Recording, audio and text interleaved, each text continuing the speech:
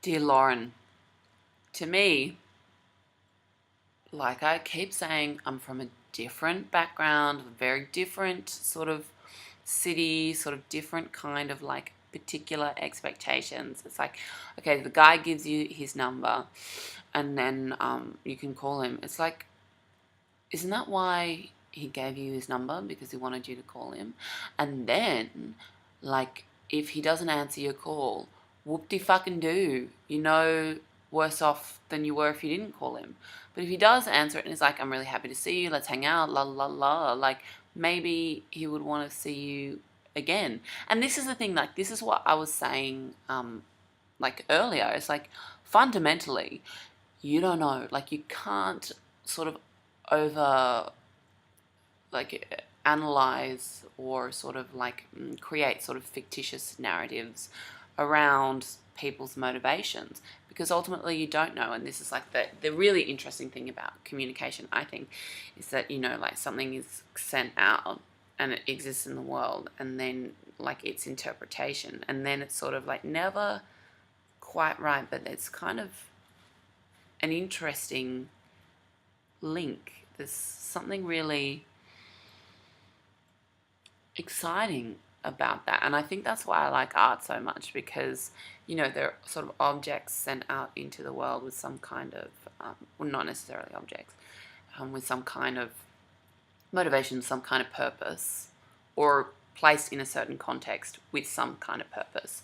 And then we can come in and like interpret that, and there's all this sort of like stuff going on around this thing which might exist in sort of like you know, space, or like a kind of shared observable reality in a very consistent way that is, some parts meet up and some parts don't, and it's just really fun. So keeping that in mind, that you can get some things, but some things you'll never know, and you have to sort of like make it up. Like, fucking call him, big fucking deal. Like all this like, oh my god, I can't call someone, is making it into a bigger deal than it would be if you just called him. That this like, oh, he's not interested in me, I can't call him, la la la. I just feel like if you're thinking about it and you're itchy, and then if you're like, no, I can't think about that, la la la, then that's still your neurons sort of bubbling away and focusing, and then any kind of ambiguity would probably be resolved. That if you're like, oh, but maybe, oh, but no, oh, but maybe, oh, but no, that is a fucking bigger waste of time than if you just called him, because this sort of like presumption against this, I think, is dumb, because there's too much emphasis placed on being called. That, you know, you just have to be pursued.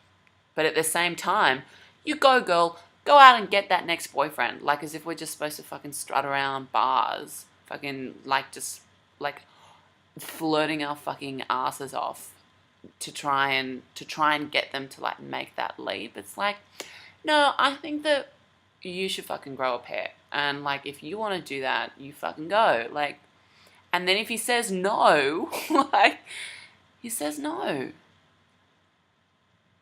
This idea of like avoiding that, of avoiding asking for what you want, I think is more damaging than just being like, you know, they're wanting me is super important, and I will know when I feel love, la la la. It's like, who fucking gives a shit? This kind of idea that you can't do anything is fucking worse.